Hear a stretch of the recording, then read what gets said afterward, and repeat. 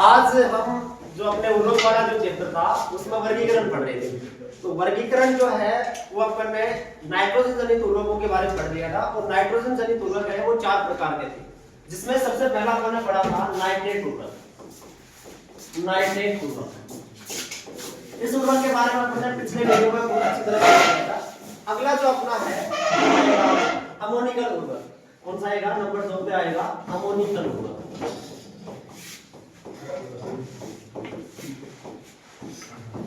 Ammoniacal उर्वरक अपन किसको बोलते हैं कि ऐसे उर्वरक या वे उर्वरक जिनमें N2 यानी नाइट्रोजन किसके रूप में पाई जाती हो? अमोनिया के रूप में पाई जाती हो। अमोनिया का सूत्र NH4+ के रूप में पाई जाती है।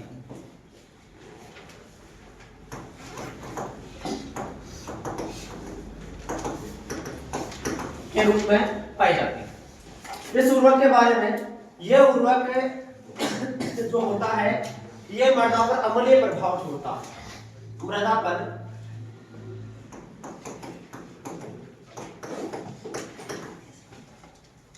अम्लीय प्रभाव छोड़ता है।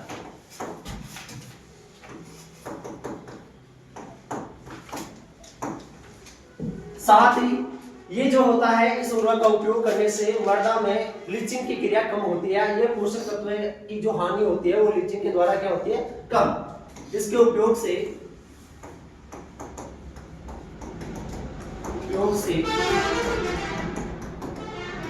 लीचिंग की क्रिया कम होती है। लीचिंग की क्रिया क्या होती है? कम होती है। इस उर्वरक का प्रयोग करने से जो अपने लीचिंग की क्रिया कम होती है। इसके उदाहरण की बात करें, ऐसे कौन कौन से उर्वरक आते हैं, तो उदाहरण आता है अमोनियम सल्फेट,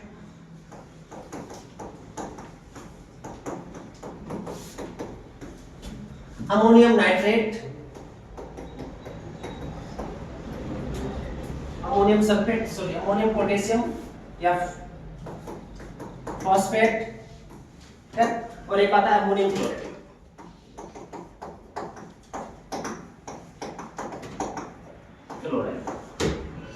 देखो इस उर्वरक के बारे में, ये उर्वरक जिनमें नाइट्रोजन जो होती है अमोनिया के रूप में यानी NH4 के रूप में पाई जाती है, ये मृदा पर हमेशा कैसा प्रभाव छोड़ते हैं? अम्लीय प्रभाव छोड़ते हैं। और इनका उपयोग करने से मृदा में क्या नहीं होती है? लीचिंग की क्रिया या पोषक तत्व है वो अधिक गहराई पर नहीं जा पाते हैं।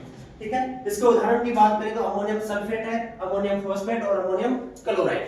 ठीक है, अगला उदाहरण देखें। अगला जो 3 नंबर का है वो है अपना नंबर 3 पे नाइट्रेट व अमोनिकल उर्वरक। नाइट्रेट व अमोनिकल उर्वरक यानी वे उर्वरक जिनमें N2 यानी नाइट्रोजन किस के रूप में NH4+ व NO3- के रूप में पाई जाती है। के रूप में पाई जाती है। यानी 2 तरह से इसमें पोषक तत्व उपस्थित होते हैं, नाइट्रोजन उपस्थित होती है। एक तो होती है NH4+ के रूप में और एक होती है NO3 यानी नाइट्रेट और अमोनिया दोनों के रूप में अगर नाइट्रोजन उपस्थित होती है वो उर्वरक क्या कहलाते हैं? अमोनिकल नाइट्रेट अमोनिकल उर्वरक कहलाते हैं। ये उर्वरक जो होते हैं ये भी मृदा में इनका उपयोग करने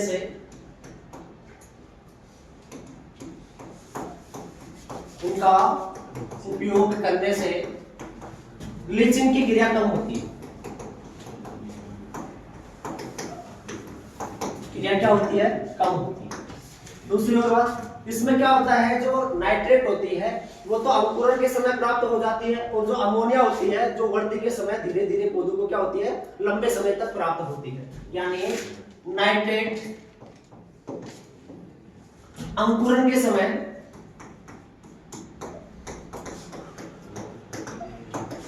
प्राप्त होती है, वह अमोनिया वृद्धि के समय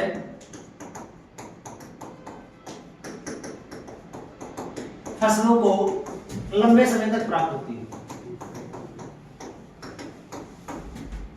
लंबे समय समय तक क्या होती है, प्राप्त होती है। ठीक है। और ज्यादातर जो किसान होते हैं वो नाइट्रेट अमोनिकल उर्वरक का ही प्रयोग करते हैं। ठीक है, अधिक इस उर्वरक का प्रयोग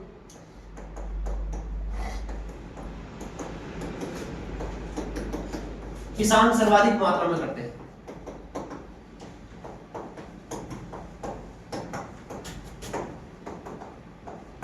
मात्रा में करते हैं। ये ध्यान में रखना कि सर्वाधिक नाइट्रेट अमोनिकल उर्वरक या नाइट्रोजन जनित उर्वरक होते हैं, उनमें सर्वाधिक उपयोग किसका किया जाता है, तो नाइट्रेट अमोनिकल उर्वरकों का किया जाता है। क्योंकि ये जो शुरुआत में होता है अंकुरण के समय तो नाइट्रेट के रूप में प्राप्त हो जाएगा, और जैसे जैसे पौधा वृद्धि और विकास करेगा तो नाइट्रोजन किस रूप में, अमोनिया के रूप में। और इसमें लीचिंग की जो क्रिया है वो भी क्या होती है, कम होती है। और ये मृदा पर ना तो अम्लीय प्रभाव डालते हैं और ना ही क्षारीय प्रभाव, यानी यह मृदा पर अम्लीय व क्षारीय प्रभाव कम डालते हैं। क्यों डालते कम, क्योंकि अगर नाइट्रेट है वो अम्लीय बढ़ाएगी, तो जो अमोनिकल उर्वरक है वो क्षारीयता को बढ़ाएगा, या सॉरी नाइट्रेट उर्वरक जो है क्षारीयता को बढ़ाएगा, तो अमोनिकल उर्वरक इसको अम्लीयता को बढ़ाएगा। इसके कारण ज्यादातर मृदा जो कैसी रहेगी, उदासीन ही रहने वाली है। ठीक है, इसके उदाहरण की बात करें, एग्जांपल, तो एग्जांपल सबसे पहले आता है किसान खाद, calcium ammonium nitrate, sorry ammonium calcium nitrate. सबसे पहला कौन सा आता है, किसान खाद, जिसको बोला ammonium calcium nitrate, ammonium calcium nitrate. इसको किस नाम से, किसान खाद के नाम से जाना जाता है।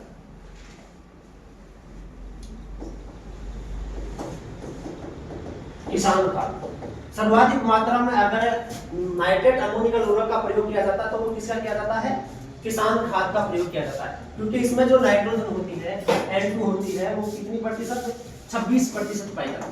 कितनी, 26% नाइट्रोजन पाई जाती है। इसके साथ में और ammonium nitrate sulphate, ammonium nitrate sulphate. ठीक है, ये इसके क्या है, उदाहरण है। ढंग से सुना इसके बारे में। ये सबसे अच्छा उर्वरक माना जाता है जिसका किसान सर्वाधिक मात्रा में क्या करते हैं, उपयोग करते हैं। क्योंकि इसमें दो तरह की नाइट्रोजन उपस्थित होती है, नाइट्रेट के रूप में और अमोनिया के रूप में। ठीक है, ज्यादातर इसका प्रयोग सूक्ष्म और जलमग्न दोनों क्षेत्रों में इसका क्या किया जाता है, प्रयोग किया जाता है इसका। आगे देखते हैं इसका जो नंबर 4 वर्गीकरण है नाइट्रोजन जनित वर्गीकरण का, वो नंबर 4 पे आता है एमाइड उर्वरक। कौन से उर्वरक आएंगे, एमाइड उर्वरक आएंगे। एमाइड में यानी वे उर्वरक जिनमें N2 यानी नाइट्रोजन जो होती है वो किसके रूप में, एमाइड के रूप में पाई जाती है। नाइट्रोजन किस रूप में पाई जाती है, एमाइड। और एमाइड का सूत्र की बात करें CONH2O2। ठीक है, इस रूप में मृदा में जो है एमाइड उर्वरक डालेंगे, या फिर इन उर्वरकों में नाइट्रोजन किसके रूप में उपस्थित होगी, एमाइड के रूप में। अब इन उर्वरकों के बारे में देखें तो उर्वरक कौन कौन से आते हैं। एक तो आता है यूरिया। ठीक है, यूरिया में नाइट्रोजन की मात्रा जो होती है 46% पाई जाती है। और एक होता है calcium cyanamide. Calcium cyanamide, calcium cyanamide जो होता है उसमें नाइट्रोजन है वो 21% पाई जाती है। कितनी पाई जाती है, 21% पाई जाती है। ये उर्वरक जो होते हैं एमाइड उर्वरक, ये सारे के सारे क्या होते हैं, कार्बनिक उर्वरक होते हैं। कैसे उर्वरक होते हैं, कार्बनिक उर्वरक होते हैं। ठीक है, इसके साथ में ही ये उर्वरक क्या करते हैं, इनमें जो यूरिया होता है यूरिया तो क्या करता है, मृदा पर हमेशा अम्लीय प्रभाव, या यूरिया अम्लीय प्रकृति का होगा। यूरिया कैसा होगा, अम्लीय प्रकृति का। और जो कैल्शियम साइनामाइड होता है, कैल्शियम साइनामाइड होता है, ये कैल्शियम साइनामाइड कैसा होता है, क्षारीय प्रकृति का होता है। कैसा होता है, क्षारीय प्रकृति का होता है। ठीक है, इसके साथ में ही किसान ज्यादातर जो उपयोग करते हैं, इन चारों की बात करें, अमोनिकल की, नाइट्रेट की, अमोनिकल नाइट्रेट की और एमाइड की, तो सर्वाधिक मात्रा में जो किसान होते हैं वो एमाइड उर्वरक का प्रयोग करते हैं। किसान नाइट्रोजन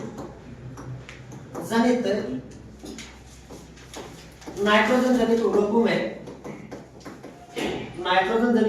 में किसका, एमाइड उर्वरक का सर्वाधिक प्रयोग करते हैं।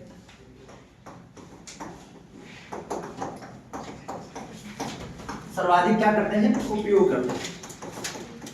इसको ढंग से याद रखना। यानी एमाइड जो उर्वरक होते हैं उनमें नाइट्रोजन एमाइड के रूप में उपस्थित होती है।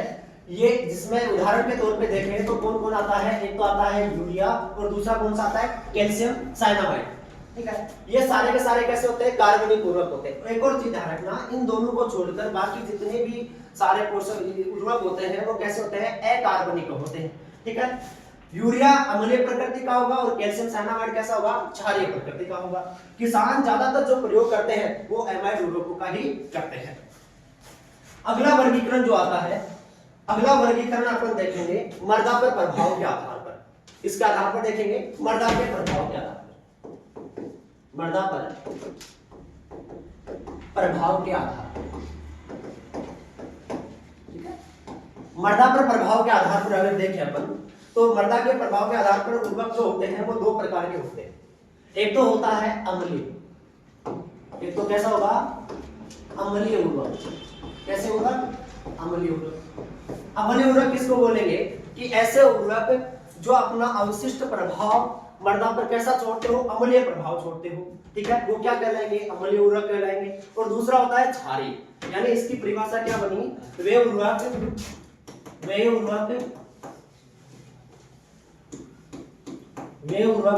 जो मृदा पर अम्लीय अवशिष्ट प्रभाव छोड़ते हैं। वे उर्वरक जो मृदा पर अपना क्या करते हैं, अम्लीय अवशिष्ट प्रभाव छोड़ते हैं, वो सभी के सभी क्या कहलाएंगे, अम्लीय उर्वरक कहलाते हैं।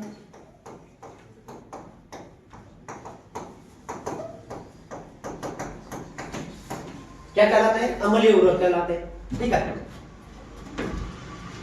हाँ ठीक।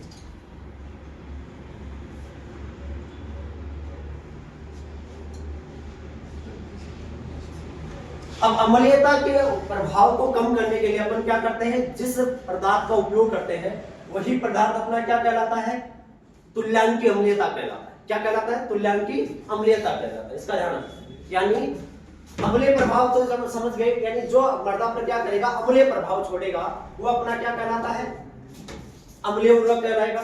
ठीक है, इसके साथ में एक और ये भी ध्यान रखना है कि जो अपना, इसके साथ में एक और ध्यान आता है, इसका अम्लीय कहा जाता है जिसको बोला जाता है तुल्यांकी अम्लीयता। तुल्यांकी अम्लीयता, यही इसमें इंपॉर्टेंट होता है अम्लीय उर्वरक में। अम्लीय तुल्यांकीता किसको बोलते हैं, तुल्यांकी अम्लीयता किसको बोलते हैं, यानी अपन ने क्या किया, उर्वरक डाला एनहाइड्रस अमोनिया। क्या डाला, एनहाइड्रस अमोनिया डाला अपन। ठीक है, एनहाइड्रस अमोनिया है, ये डाला अपन ने कितना, 100 केजी। क्या डाला, 100 केजी। और 100 केजी के कारण अपनी मृदा क्या होगी, अम्लीय होगी। मृदा क्या होगी, अम्लीय होगी। ठीक है, अब मृदा अम्लीय होने के कारण अब उस वापस अम्लीयता को क्या करना, अपने को उदासीन करना है। क्या करना है, उदासीन। जो अवशिष्ट प्रभाव मृदा पर अम्लीय पड़ा था उसी को वापस अपने को क्या करना है, उदासीन करना है। उदासीन करना है तो जितनी मात्रा में अपन क्या डालेंगे, इसमें चूना। क्या डालेंगे, चूना। ठीक है, जैसे मान लो चूना डाला अपन ने 110 केजी। क्या डाला, 10 केजी। और चूना डालने से वापस मृदा जो अम्लीय हुई थी वो क्या होगी, वापस उदासीन होगी। ठीक है, तो यह इसका क्या कहलाएगा, तुल्यांकी अम्लीयता है। यानी देखो इधर डेफिनेशन में समझ में आ जाएगा क्या होता है।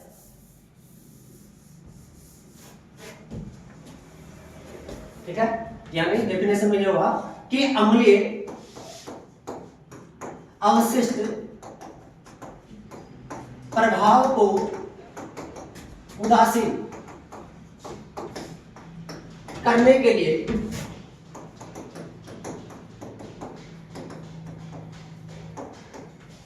आवश्यक चूने की मात्रा, आवश्यक चूने की मात्रा क्या कहलाएगी? तुल्यांकी अम्लीयता। क्या कहलाती है? तुल्यांकी अम्लीयता। ये ध्यान रखना, यानी उर्वरक से ज्यादा इंपॉर्टेंट होता है तुल्यांकी अम्लीयता, और यही ज्यादातर पूछी जाती है कि जैसे उदाहरण के तौर पे पूछ लेगा आपसे यूरिया में तुल्यांकी अम्लीयता कितनी होती है, यूरिया में तुल्यांकी अम्लीयता कितनी होती है, तो अपन बोलेंगे 80 होती है। यानी यूरिया पर 100 केजी डालेंगे तो उससे मृदा क्या हो जाएगी? अम्लीय, क्योंकि हमने अभी पढ़ा है यूरिया कैसा प्रकृति का होता है? अम्लीय प्रकृति का होता है। ठीक है, तो उसके अम्लीयता को कम करने के लिए मृदा में अपन क्या करेंगे? चूना मात्रा क्या डालेंगे? चूना। और चूना कितना डालेंगे? 80 केजी। यानी 100 केजी यूरिया पर 80 केजी चूना डालेंगे, तब जाकर वापस मृदा अपनी क्या हो जाएगी? उदासीन हो जाएगी, और वह उसका क्या कहलाएगा? तुल्यांकी अम्लीयता कहलाएगा। समझ में आया? दोबारा ढंग से देखना, यानी मैं फिर बता रहा हूँ, कोई भी यूरिया, जैसे मान लो कोई भी उर्वरक, मान लो यूरिया है, यूरिया अपन ने मृदा में डाला 100 केजी, और अपनी मृदा पहले क्या थी? उदासीन थी, और उदासीन से वो हल्की क्या हो गई? अम्लीय, यानी उसका पीएच हो गया 5। पीएच क्या हो गया? 5। ठीक है, यूरिया डालते ही 100 केजी यूरिया डाला, और 100 केजी यूरिया डालते ही मृदा का पीएच कितना हो गया? 5 हो गया। अब वापिस इसको 7 करने के लिए, उदासीन कितने पे होता है? 7 पर होगा। वापिस इसका पीएच 7 करने के लिए अपन यूरिया में या उसी मृदा में क्या डालेंगे? चूना। क्या डालेंगे? चूना। और चूना कितना डाले? 80 केजी। चूना कितना डाले? 80 केजी। तो ये यूरिया का क्या कहलाएगा? ये 80 केजी यूरिया का क्या कहलाएगा? तुल्यांकी अम्लीयता कहलाएगा। समझ में आएगा? ठीक है, आगे अब कुछ उर्वरक है, उन उर्वरकों के बारे में अपने को ध्यान में रखना है, यानी कौन कौन से उर्वरक है जिनकी अम्लीयता तुल्यांकी ज्यादातर पूछी जाती है। ठीक है, तो सबसे पहला अपन तुल्यांकी कह रहा हूं, अम्लीयता कह रहा हूं।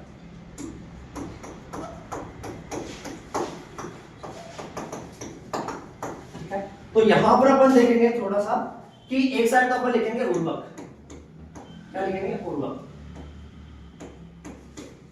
उर्वरक, ठीक है, और इधर लिखेंगे इनकी तुल्यांकी अम्लीयता। क्या लिखेंगे? तुल्यांकी अम्लीयता। ठीक है, और इनको वर्गीकृत करें कुछ ऐसे, जैसे उदाहरण के तौर पे सबसे पहला अपन लेते हैं यहां पर, वो है एनहाइड्रस अमोनिया। एनहाइड्रस अमोनिया, ठीक है, एनहाइड्रस अमोनिया, इसमें तुल्यांकी अम्लीयता जो होती है वो होती है 148। कितनी होगी? 148 अम्लीयता क्या होती है? तुल्यांकी। दूसरा जो आता है अपना, वो आता है अमोनियम।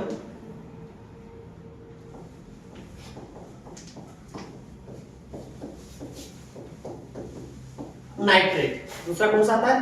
Ammonium nitrate. यही होगा, तो फिर अमोनियम क्लोराइड मान लो। क्लोराइड, अमोनियम क्लोराइड की कितनी होगी? 128। कितनी होगी? 128। तीसरा होता है अमोनियम सल्फेट। अमोनियम सल्फेट की जो होती है वो होती है 110। कितनी होगी? 110 होती है। उसके बाद आता है ammonium sulphate nitrate. Ammonium sulphate nitrate की कितनी होती है? 93। और अंतिम अपन लेते हैं यूरिया। यूरिया की कितनी होती है? अभी अपन ने पढ़ी 80। कितनी होती है? 80। तो ये चीजें ज्यादातर पूछी जाती है, बहुत बार पूछा भी जाता है एग्जाम में। जेट है, आईसीआर है या सुपरवाइजर में पूछा जाता है कि जैसे नॉर्मल अमोनियम क्लोराइड का जो तुल्यांकी अम्लीयता होता है वो कितना होता है। ठीक है, और ये हमेशा केजी में है। केजी का मतलब मैंने दोबारा यहाँ समझा रहा हूँ, जैसे अपन ने नॉर्मल बात करो अमोनियम सल्फेट। अमोनियम सल्फेट मृदा में डाला अपन ने 100 केजी। कितना डाला? अमोनियम सल्फेट कितना डाला? 100 केजी डाला, और उसके कारण मृदा क्या होगी? अम्लीय होगी। वापस मृदा को क्या करने के लिए? उदासीन करने के लिए अपन क्या करेंगे? उसमें जो चूना होता है, ठीक है, वो कितना डालेंगे? 110 केजी डालेंगे। कितना डालेंगे? 110 केजी। तो ये इसका क्या कहलाएगा? तुल्यांकी अम्लीयता कहलाएगा। ठीक है,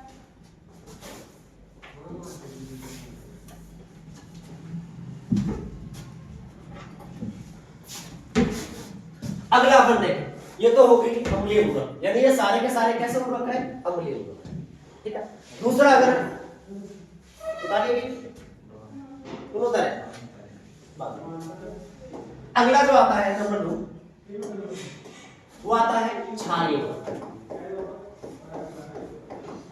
कैसा होगा? क्षारीय उर्वरक, यानी दूसरा क्षारीय उर्वरक। सेम परिभाषा तो यही होगी कि वे उर्वरक जो मृदा पर क्षारीय अवशिष्ट प्रभाव डालते हैं, यानी वे उर्वरक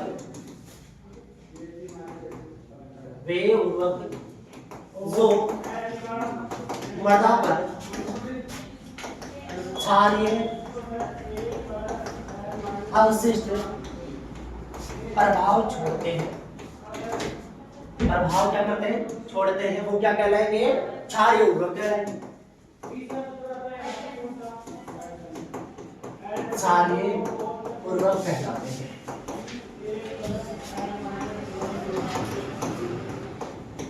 ठीक है। अब क्षारीय उर्वरक में भी सेम वही बात आती है। सबसे पहले अपने को पढ़ना क्या जरूरी हो गया? तुल्यांकीय क्षारीयता, तुल्यांकीय क्षारीयता, ये जानना जरूरी है। क्षारीय उर्वरकों का यही सॉल्यूशन है, क्योंकि उस समय क्षारीयता बढ़ गई बालू, तो उसको वापस उदासीन करने के लिए अपन क्या डालें? कितनी मात्रा में डालें? ठीक है, वो जरूरी है।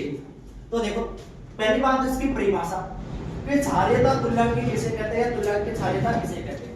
तो सिंपल वही बन गई कि मृदा में उपस्थित क्षारीयता को कम करने के लिए आवश्यक जिप्सम की मात्रा, मृदा में उपस्थित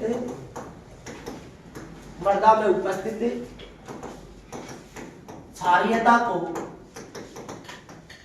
कम करने के लिए,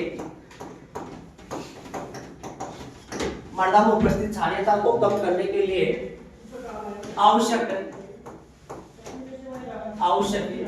किसकी मात्रा? जिप्सम की मात्रा। ठीक है, उसमें किसकी मात्रा थी? अम्लीय मृदा में या अम्लीय क्षारीयता को या अम्लीय तुल्यांकीय अम्लीयता में चूना, उसमें क्या डाला जाता है? चूना। इससे ये भी कंफर्म हो गया अम्लीय मृदाओं का सुधार करना अपने को, तो अपन किसका प्रयोग करेंगे? चूने का। और क्षारीय मृदाओं का सुधार करना तो अपन किसका प्रयोग करेंगे? जिप्सम का प्रयोग करेंगे। ठीक है, जिप्सम का प्रयोग करेंगे। जिप्सम कितनी मात्रा में किस तरह से डाला जाता है उसके बारे में।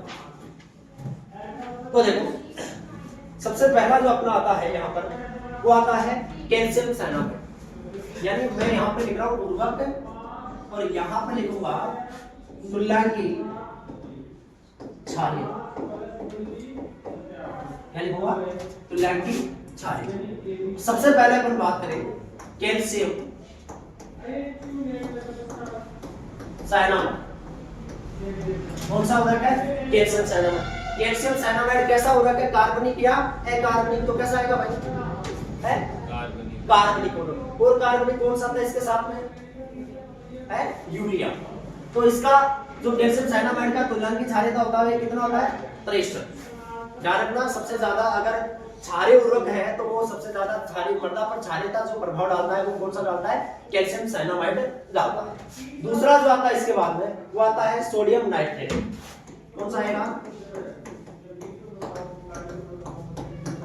Sodium nitrate. सोडियम नाइट्रेट कितनी डालता है? 29, यानी 29। सोडियम नाइट्रेट 100 kg डालेंगे तो अपने को उस मृदा में जिप्सम कितना डालना पड़ेगा? 29 डालना पड़ेगा। ठीक है, उसके बाद में जो अगला आता है अपना वो आता है die calcium phosphate. Die calcium phosphate, die calcium phosphate कितना है? 25। ठीक है, मैंने 100 kg अपन डाई कैल्शियम फॉस्फेट डालेंगे तो जिप्सम कितना डालेंगे? 25 डालेंगे। और सबसे जो लास्ट आता है वो आता है कैल्शियम नाइट्रेट। कौन सा आता है? Calcium nitrate. कैल्शियम नाइट्रेट कितना डाला जाएगा? 21। कितना? 21। इन सभी का ये क्या कहलाएगा? तुल्यांकीय क्षारीयता कहलाएगा। ठीक है, और इनमें ये वाला तो बहुत बार पूछा हुआ है, मोस्ट इंपोर्टेंट कैल्शियम साइनामाइड। दोबारा ढंग से सुनो इसको। क्षारीय उर्वरक किसको बोलेंगे? वे उर्वरक जो मृदा पर क्षारीय अवशिष्ट प्रभाव छोड़ते हैं, क्षारीय उर्वरक कहलाते हैं। तुल्यांकीय क्षारीयता किसको बोलेंगे? मृदा में उपस्थित क्षारीयता को या अवशिष्ट क्षारीयता को कम करने के लिए आवश्यक जिप्सम की मात्रा। ठीक है, कैल्शियम साइनामाइड की कितनी होती है? 63 होती है। सोडियम नाइट्रेट की कितनी होती है? 29 होती है। डाई कैल्शियम फॉस्फेट की कितनी होती है? 25 होती है। और कैल्शियम नाइट्रेट की कितनी होती है? 21 होती है। ये वेरी वेरी इंपॉर्टेंट है। ये वर्गीकरण किसके आधार पर था? मृदा पर प्रभाव क्या था, मृदा पर दुष्प्रभाव मानो या प्रभाव के आधार पर उर्वरकों का ये क्या था? वर्गीकरण। अगला वर्गीकरण देखें हम।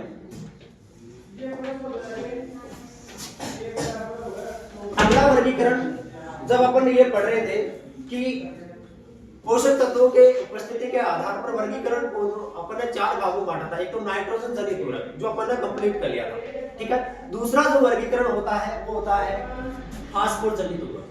दूसरा कौन सा होगा? फास्फोरस जनित उर्वरक। कैसा उर्वरक? फास्फोरस जनित उर्वरक। फास्फोरस जनित उर्वरक अपन किसको बोलेंगे? ऐसे उर्वरक, ऐसे फास्फोरस जनित या ऐसे उर्वरक जिनमें कौन सा उर्वरक, कौन सा पोषक तत्व पाया जाता हो? फास्फोरस पाया जाता हो। वे उर्वरक जिनमें क्या पाया जाता हो? फास्फोरस पोषक तत्व है उपस्थित।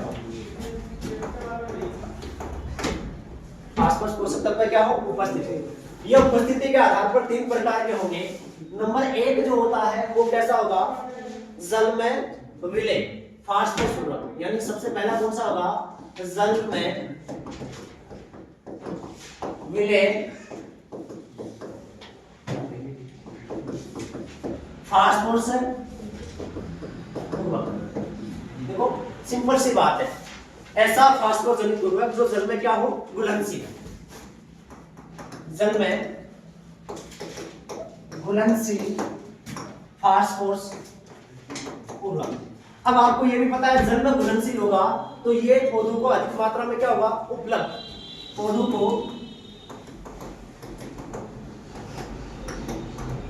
अधिक मात्रा में क्या होता है? उपलब्ध होता है। क्या होता है? उपलब्ध होता है। ज्यादा मात्रा में पौधों को क्या होता है? उपलब्ध होने वाला है, ठीक है। ये जल में तो होगा घुलनशील, बाकी सब में क्या होगा? अघुलनशील होता है, ठीक है। पौधों को अधिक मात्रा में क्या होता है? प्राप्त होता है। और इसका उपयोग ज्यादातर कौन सी फसलों में किया जाता है? तो इस उर्वरक का उपयोग, इस उर्वरक का उपयोग अपन किस में करेंगे?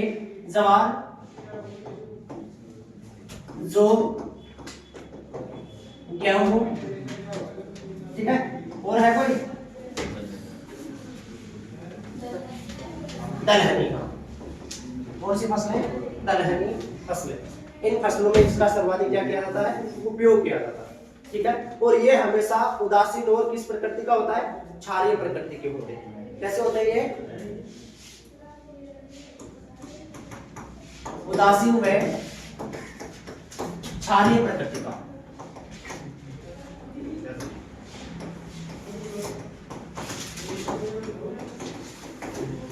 इसके उदाहरण की बात करें तो उदाहरण कौन कौन से आते हैं भाई?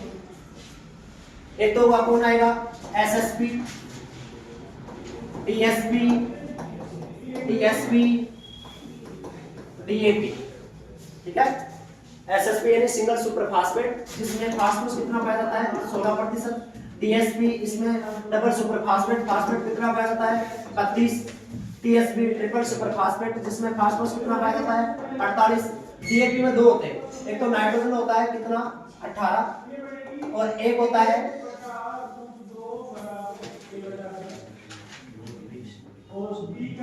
एक तो इसमें होता है नाइट्रोजन 18% और एक होता है फास्फोरस कितना? 46। ये इसके क्या हो गए? उदाहरण हो गए। और भी कोई उदाहरण है जैसे अमोनियम फॉस्फेट भी आता है, मोनो अमोनियम फॉस्फेट भी आता है, अमोनियम फॉस्फेट, ठीक है। ये भी इसका क्या आता है? उदाहरण आता है, जिसमें जो फास्फोरस होती है लगभग कितनी प्रतिशत पाई जाती है? 20% क्या पाई जाती है? फास्फोरस पाई जाती है, ठीक है। दूसरा जो इसका है नंबर 2 पर, वो नंबर 2 पर आता है साइट्रिक अम्ल में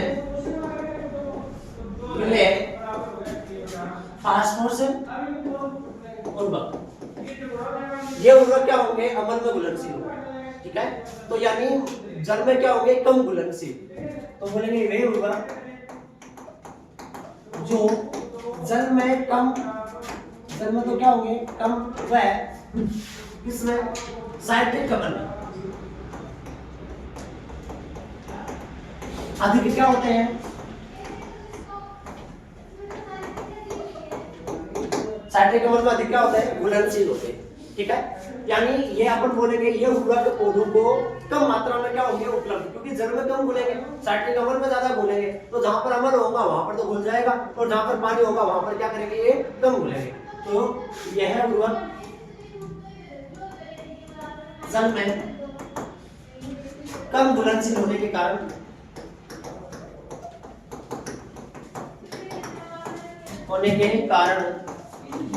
पौधों को क्या प्राप्त होंगे?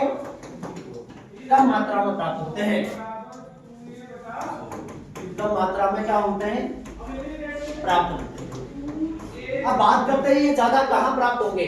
तो इनका प्रयोग अगर अम्लीय मृदा में करेंगे, अम्लीय मृदा यानी अम्ल पाया जाएगा उसमें, और अम्ल पाया जाएगा तो ये जल्दी से क्या हो जाएगा? घुल जाएगा। अम्लीय मृदाओं में, अम्लीय मृदाओं में इनका प्रयोग क्या किया जाता है? इनका प्रयोग सर्वाधिक है।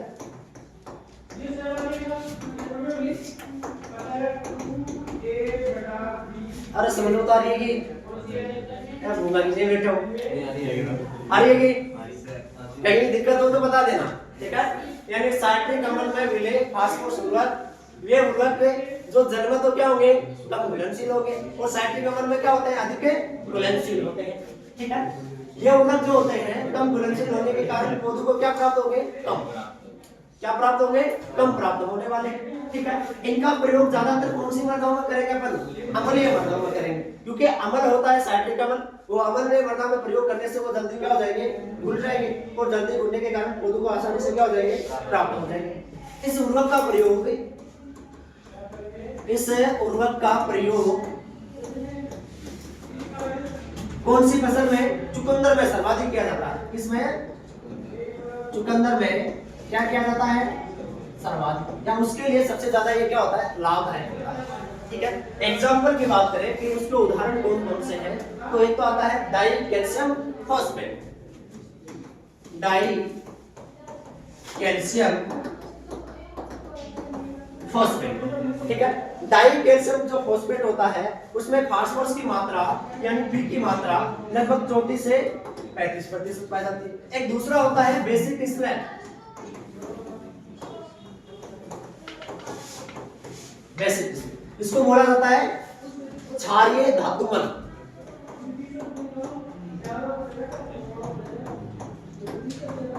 क्षारीय धातु जिसमें फास्फोरस कितना पाया जाता हो?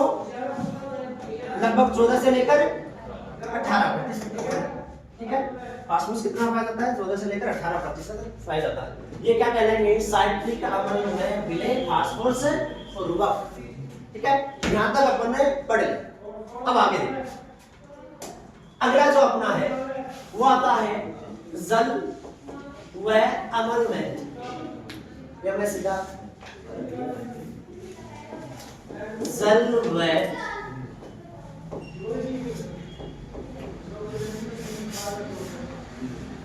ज्यादा ही है।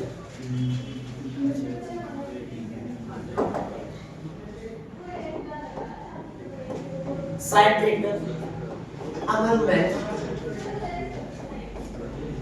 मिले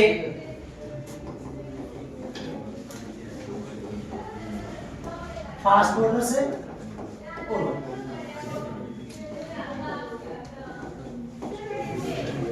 तीसरा वर्गीकरण ये कौन सा था? तीसरा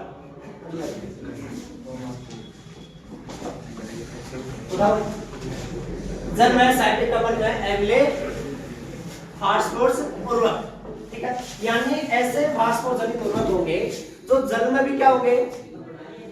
अघुलनशील, और साइट्रिक अम्ल में भी क्या होता है? अघुलनशील। बहुत ही धीरे धीरे कम मात्रा में घुलने का ये क्या करता है? कार्य। ठीक है, तो उनको क्या बोलेंगे? जल में साइट्रिक अम्ल में मिले फास्फोरस उर्वरक। देखो इधर वे उर्वरक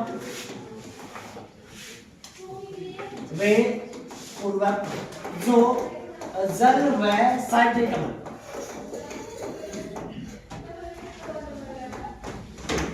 दोनों में क्या होते हैं? दोनों में अघुलनशील। दोनों में क्या होंगे अघुलनशील। अगर दोनों में अघुलनशील होंगे तो उस बात का भी पता अपने को, यानी पौधों को बहुत ही कम मात्रा में प्राप्त होंगे। कम मात्रा में तो होंगे परंतु ये पौधों को लंबे समय तक प्राप्त होंगे। ध्यान में रखना, यानी पौधों को तो कम प्राप्त होंगे परंतु पौधों को क्या होते हैं लंबे समय तक। तो इसके बारे में क्या बोलेंगे, यह उर्वरक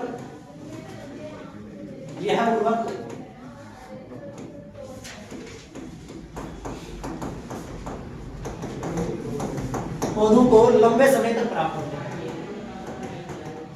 लंबे समय तक धीरे धीरे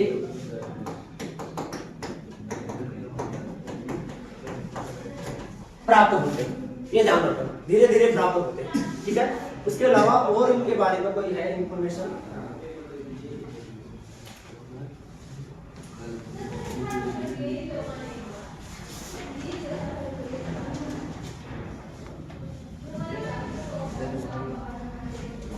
ये ज्यादातर जो होते हैं अम्लीय व कार्बनिक प्रक्रिया मृदा में पाए जाते हैं, या इनका उपयोग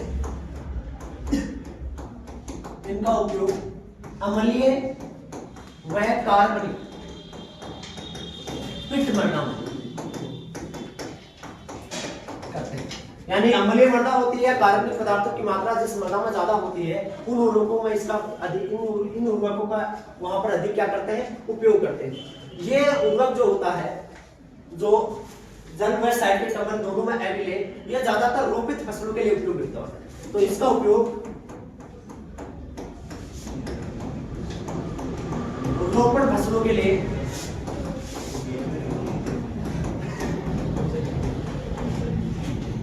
अधिक अच्छा है।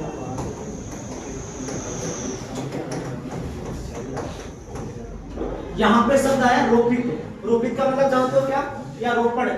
रोपण फसल यानी प्लांटेशन क्रॉप है। प्लांटेशन कौन सी आती है, जैसे अपना नारियल है,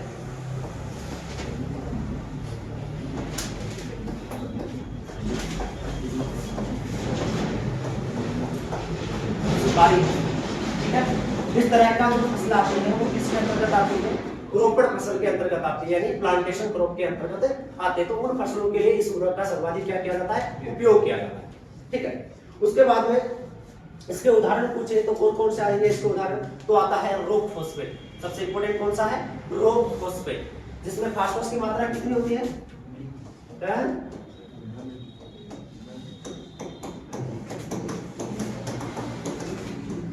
रोप फॉस्फेट जिसमें फास्फोरस की जो मात्रा जो पाई जाती है वो पाई जाती है लगभग 20 से 40%। कितनी पाई जाती है, 20 से 40% पाई जाती है। दोबारा सुनो, जल व साइट्रिक अम्ल में एविले फास्फोरस उर्वरक, यानी ऐसे उर्वरक जो जल में और साइट्रिक अम्ल दोनों में क्या होते हैं, अघुलनशील होते हैं। अघुलनशील होने के कारण पौधों को धीरे धीरे मात्रा में लंबे समय तक प्राप्त होते हैं, और इनका उपयोग ज्यादातर अपन अम्लीय या जो कार्बनिक पित्त मृदा होती है उसमें सर्वाधिक करते हैं। और इन उर्वरकों का उपयोग फसल की बात करें तो रोपण जो फसल होती है, यानी प्लांटेशन जो क्रॉप होती है, जैसे नारियल है, सुपारी है, उन फसलों में सर्वाधिक क्या किया जाता है, उपयोग किया जाता है। एग्जाम्पल की बात करें, इसको उदाहरण तो आता है रोप फॉस्फेट, जिसमें फास्फोरस की मात्रा कितनी पाई जाती है, 20 से 40% तक पाई जाती है। हड्डी का चूरा भी आता है, या हड्डियां भी आती है इसमें, ठीक है, जिनमें फास्फोरस ना तो जल में बोलता है और ना ही साइट्रिक अम्ल में बोलता है, ठीक है। ये हो गया फास्फोरस जनित उर्वरकों का वर्गीकरण। अब एक लास्ट और बचा अपना, वो है पोटेशियम जनित उर्वरक, ठीक है। चले आगे, देख लिया।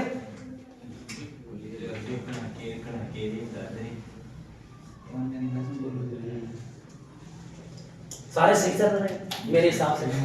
आपको वर्गीकरण देखना है, किस हिसाब से वर्गीकरण, और वर्गीकरण यही पूछेगा आपसे।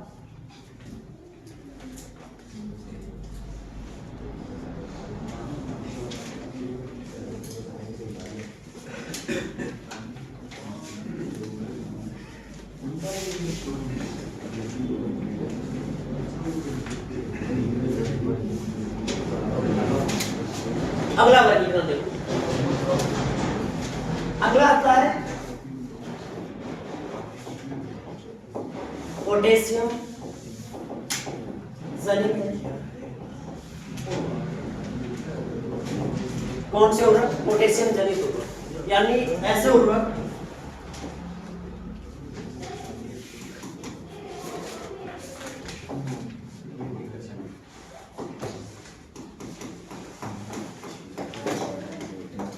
ऐसे उर्वरक जिनमें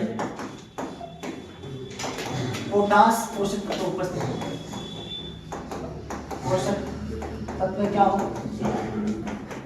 उपस्थित, ठीक है, जिनमें पोटास पोषक तत्व उपस्थित होता है वो क्या कहलाएंगे, पोटेशियम जनित उर्वरक कहलाएंगे। ये क्लोराइड के आधार पर दो प्रकार के होते हैं, तो इनका प्रकार कितना, यानी यह दो प्रकार के होते हैं।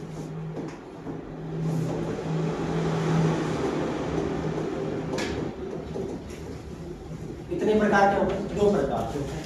किसके आधार पर, क्लोराइड के आधार पर।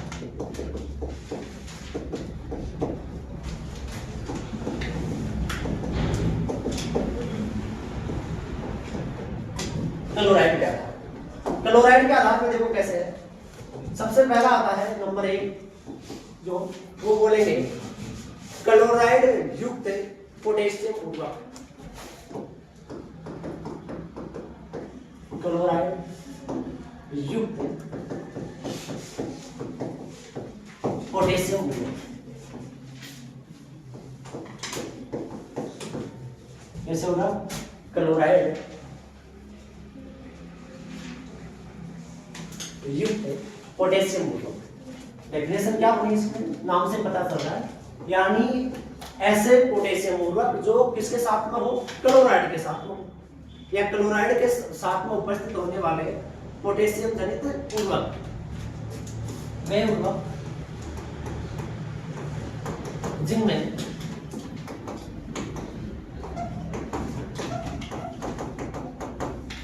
क्लोराइड क्या हो उपस्थित, क्लोराइड क्या हो उपस्थित हो, ये क्या कहलाएंगे, क्लोराइड युक्त पोटेशियम उर्वरक कहलाएंगे। अब इसका उदाहरण आता कौन सा है, पहली बात ये, और यह उर्वरक कौन सी मर्दों के लिए उपयुक्त नहीं होता या कौन सी फसलों के लिए उपयुक्त नहीं होता। तो सबसे पहले इसके उदाहरण की बात करेंगे। इधर देखो एक बार उदाहरण जो आता है इसका, वो आता है इंपोर्टेंट एमओपी। एमओपी को म्यूरेट ऑफ क्या बोला जाता है, पोटाश, ठीक है, या पोटेशियम क्लोराइड। दूसरा इसका नाम क्या है, पोटेशियम क्लोराइड। ये होता है, इसका दो नाम है, या तो इसको एमओपी म्यूरेट ऑफ पोटाश बोल दो या फिर पोटेशियम क्लोराइड। तो नाम से पता चल गया पोटेशियम और क्लोराइड दो साथ में जुड़े हैं, तो ये कैसा होगा, पोटेशियम युक्त क्लोराइड युक्त पोटेशियम उर्वरक हो गया। इसमें अगर पोटाश की मात्रा पूछे तो मात्रा कितनी पाई जाती है, 60% पाई जाती है। ये उर्वरक जो है, एक तो देखो गन्ना के लिए, गन्ना, ठीक है, एक ये गन्ने के साथ में तंबाकू और एक आलू, इन तीनों के लिए उपयोगी नहीं होता है। किस किस के लिए उपयोगी नहीं होता है, इनके लिए क्या नहीं है, उपयोगी, यानी अच्छा नहीं माना जाता, उपयोगी नहीं होता। इनके लिए क्या होता है, उपयोगी नहीं होता है। क्यों, उसका कारण ये है, ये गन्ने में तो क्या कर देगा, चीनी की मात्रा कम कर देगा, चीनी की मात्रा कम कर देगा। ध्यान रखना, गन्ने में अगर ये उर्वरक का प्रयोग कर दे तो चीनी की मात्रा क्या हो जाएगी, घट जाएगी, ठीक है। इसमें क्या करेगा, इसको जलाने पर इसकी गुणवत्ता कम हो जाएगी। अगर ये उर्वरक डालेंगे, पोटेशियम युक्त क्लोराइड उर्वरक डालेंगे, या जो पोटेशियम युक्त क्लोराइड युक्त जो पोटेशियम उर्वरक डालेंगे, तो उस उर्वरक को डालने से अगर तंबाकू को जलाएंगे, ठीक है, यानी चिलम विलम पीवर जड़ा भी में स्वाद हो जाएगा कम, जलाने पर उसकी गुणवत्ता क्या हो जाती है, कम। जलाने पर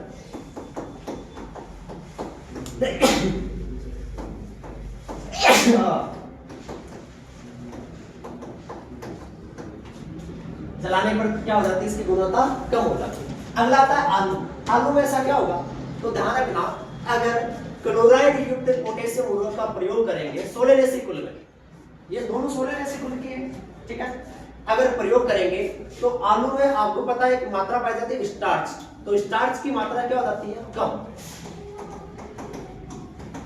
स्टार्च की मात्रा क्या हो जाती है, कम हो जाती है।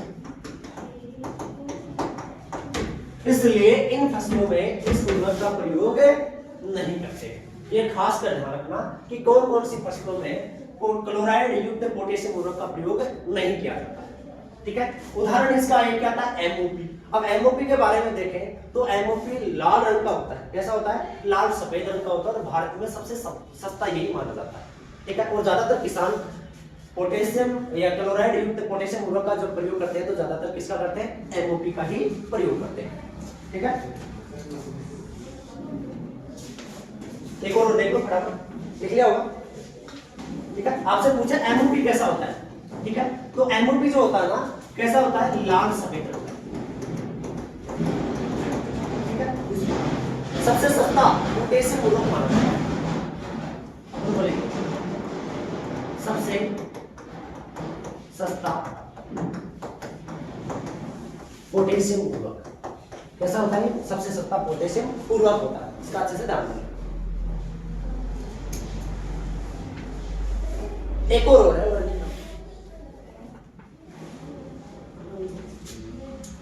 जल्दी करो इसको फटाफट।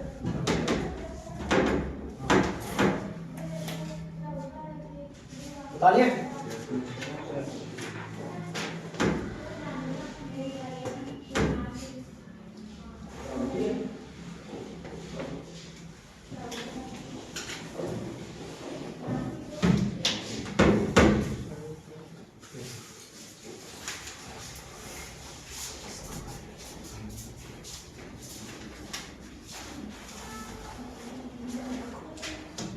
अगला दूसरा जो वर्गीकरण आता है वो नंबर 2,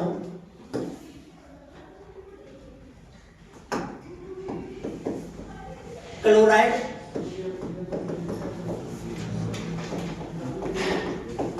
रहित पोटेशियम उर्वरक। कैसा आएगा? क्लोराइड रहित पोटेशियम उर्वरक, यानी वे उर्वरक या वे उर्वरक जिनमें पोटाश के साथ में क्या नहीं पाई जाती हो? क्लोराइड नहीं पाई जाती, नहीं पाई जाती, ठीक है। यानी पोटाश के साथ में क्लोराइड नहीं जुड़ी रहेगी, वो क्या कहलाएंगे? पोटेशियम रहित या क्लोराइड रहित पोटेशियम उर्वरक कहलाएंगे, ठीक है। इनके उदाहरण की बात करें, एग्जांपल की बात करें तो दो होते हैं। एक तो होता है पोटेशियम नाइट्रेट, कैसा होता है? नाइट्रेट। एक होता है पोटेशियम सल्फेट, ठीक है। इन दो के साथ में एक और भी आता है, जैसे देखें तो potassium magnesium sulphate, potassium magnesium sulphate, ठीक है। तीनों में अगर मात्रा देखें तो जो पोटेशियम नाइट्रेट होता है उसमें जो पोटाश की मात्रा तो पाई जाती है, यानी के की मात्रा पाई जाती है लगभग 44% और नाइट्रोजन की मात्रा पाई जाती है 13%, ठीक है। जो पोटेशियम मैग्नीशियम जो सल्फेट है उसमें पोटाश की मात्रा तो पाई जाती है, यानी के की मात्रा पाई जाती है 22% और साथ में दो और पाए जाते हैं, तो मैग्नीशियम और एक पाया जाता है सल्फर। तो मैग्नीशियम की ओर ध्यान रखना है, Mg बराबर कितनी होती है इसमें? 22% होती है। और जो अपना अंतिम आता है ये पोटेशियम सल्फेट। पोटेशियम सल्फेट में पोटाश की मात्रा तो होती है लगभग 50%, ये कितनी होती है? 50%। और जो सल्फर होता है ये सल्फर पाया जाता है लगभग 17%। कितने प्रतिशत पाया जाता है? 17% पाया जाता है, ठीक है। तो ये आपके वर्गीकरण थे, वर्गीकरण पूरे हो गए हैं, ठीक है। और इन वर्गीकरण को मैंने अच्छी तरह से समझा दिया है, खरपतवारों के वर्गीकरण के बारे में, ये पूरा हो गया। अगर ये क्लास आपको अच्छी लगी है तो अपने दोस्तों को शेयर करें, लाइक करें, सब्सक्राइब करें, ठीक है। जय भारत, जय हिंद।